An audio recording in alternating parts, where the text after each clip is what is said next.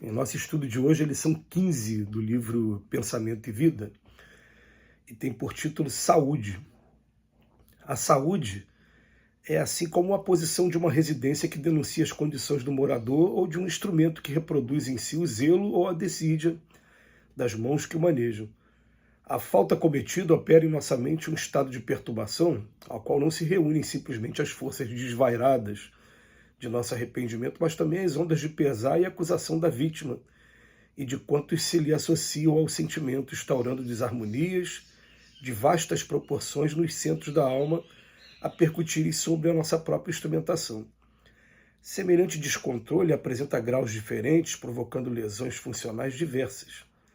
A cólera e o desespero, a crueldade e a intemperança criam zonas mórbidas de natureza particular no cosmo orgânico, impondo às células a distonia pela qual se anulam quase todos os recursos de defesa, abrindo-se leira fértil à cultura de micróbios patogênicos nos órgãos menos habilitados à resistência. É assim que muitas vezes a tuberculose, o câncer, a lepra e a ulceração aparecem como fenômenos secundários, residindo a causa primeira no desequilíbrio dos reflexos da vida interior. Todos os sintomas mentais depressivos influenciam as células em estado de mitose, estabelecendo fatores de desagregação. Por outro lado, importa reconhecer que o relaxamento da nutrição constrange o corpo apesar dos tributos de sofrimento. Enquanto encarnados, é natural que as vidas infinitesimais que nos constituem o veículo da existência retratem as substâncias que ingerimos. Nesse trabalho de permuta constante, adquirimos imensa quantidade de bactérias patogênicas que, em se instalando comodamente no mundo celular, podem determinar moléstias infecciosas de variegados caracteres, compelindo-nos a recolher assim de volta os resultados da nossa imprevidência. Mas não é somente aí no domínio das causas visíveis que se originam os processos patológicos multiformes. Nossas emoções doentias mais profundas, quaisquer que sejam, geram estados enfermiços. Os reflexos dos sentimentos menos dignos que alimentamos voltam-se sobre nós mesmos, depois de convertidos em ondas mentais, tumultuando o serviço das células nervosas que, instaladas na pele, nas vísceras, na medula e no tronco cerebral, desempenham as mais avançadas funções técnicas. Acentue-se ainda que esses reflexos menos felizes, em se derramando sobre o córtex encefálico, produzem alucinações que podem variar da fobia oculta à loucura manifesta, pelas quais os reflexos daqueles companheiros encarnados ou desencarnados que se nos conjuguem ao modo de proceder e de ser, nos atingem com sugestões destruidoras, diretas ou indiretas, conduzindo-nos a deploráveis fenômenos de alienação mental na obsessão comum, ainda mesmo quando no jogo das aparências possamos aparecer como pessoas espiritualmente sadias. Não nos esqueçamos assim de que apenas o sentimento reto pode esboçar o reto pensamento, sem os quais a alma adoece pela carência de equilíbrio interior, imprimindo no aparelho somático os desvarios e as perturbações que lhes são consequentes. Vamos raciocinar uma coisa junto? Se você fazer um resumo de tudo, vai existir para a gente a saúde mental ou espiritual e vai existir a saúde física. A mais importante de todas é a gente manter a saúde espiritual. Mas como assim? É porque o que acontece? A saúde física ela vai depender da saúde mental. A minha mente pode desregular e pode trazer muitos desequilíbrios ao nosso corpo físico. Algumas vezes aqui na Terra a gente vai passar pela situação de a mente estar bem e o corpo não estar. E a gente guarda no fundo do coração a mensagem de um espírito muito amigo, Dr. Adolfo Possoli, quando ele falava para a gente assim: eu posso ser doente, ou melhor, ter a doença e não ser doente. Eu posso ter uma doença e não ser uma pessoa doente. Às vezes eu tenho uma doença no corpo, por quê? Ela é resultado de alguma coisa que eu fiz lá nas encarnações passadas. e pela lei de causa e efeito ela está se manifestando em mim agora. Mas eu estou mantendo a saúde mental, e com essa saúde mental eu vou conseguir o equilíbrio para poder tratar essa enfermidade física, lembrando que eu tratando essa enfermidade física, eu vou estar também tratando a enfermidade mental. Porque, na verdade, o que está sendo exteriorizado aqui é consequência de alguma coisa que eu fiz. Agora vamos pegar a situação contrária.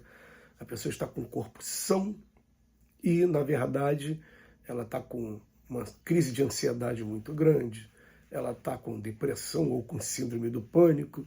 A gente fala muito das duas, a gente lembra que tem diferença das duas com relação a endorfina e noradrenalina. Uma está alta e outra está baixa. Mas as duas são transtornos psicológicos graves. E o que acontece é a mente começa a contaminar o corpo aos poucos. Então, o Emmanuel começa a dizer para a gente, olha, a saúde, ela é igual quando você chega na casa de uma pessoa e você fala, essa pessoa ela não cuida da própria casa. Ela não tem uma noção de higiene, olha como é que a casa está suja. E você vai olhar às vezes para a pessoa e vai falar assim, ou ela não cuida do corpo agora, ou ela não cuidou do corpo nas encarnações passadas, mas daqui a pouco você começa a conversar com a pessoa e você vai ver que o mundo de expiações e provas oferece esses espetáculos mesmo, das expiações. Então o que acontece? A gente vai olhar para a pessoa e falar, não, ainda bem que ele já se conscientizou e agora está cuidando. Se ele está cuidando agora da mente, está reparando agora no espírito que ele é, os problemas que ele traz, ou o corpo dele vai começar a ficar bom a partir de agora, ou os próximos corpos virão mais sadios. Mas ele fala agora, a falta cometida opera em nossa mente um estado de perturbação, ao qual não se reúne simplesmente só as forças desvairadas do nosso arrependimento, mas também as ondas da vítima. Então, quando eu apronto com as pessoas, eu começo a trazer desarmonias de vastas proporções nos centros das almas.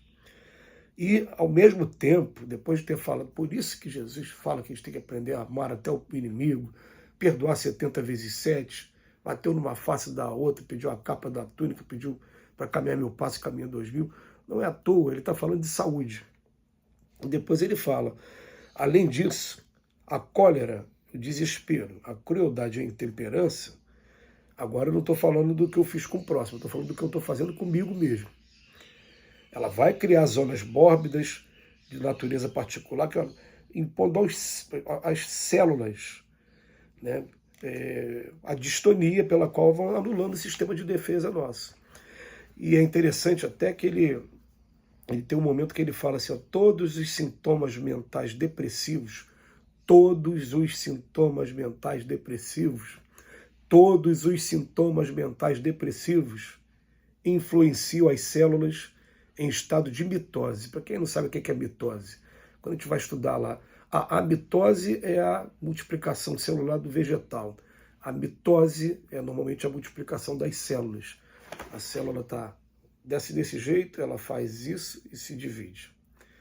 Então o que acontece? Ele está falando que eu com depressão, eu trazendo problemas mentais, eu estou influenciando a multiplicação celular, e daqui a pouco essa multiplicação celular, o Emmanuel vai ser bem direto com relação a quais são as causas que ela pode trazer. Ele vai falar de tuberculose, de câncer, lepra, ulceração.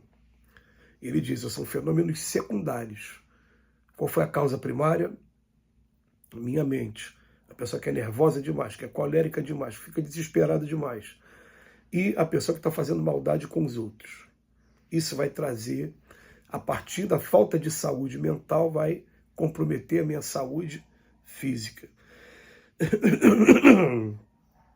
Depois ele fala, ainda completa, ó, não é somente aí não, ainda tem também mais. Nossas emoções doentias mais profundas, quaisquer que sejam, geram estados enfermiços.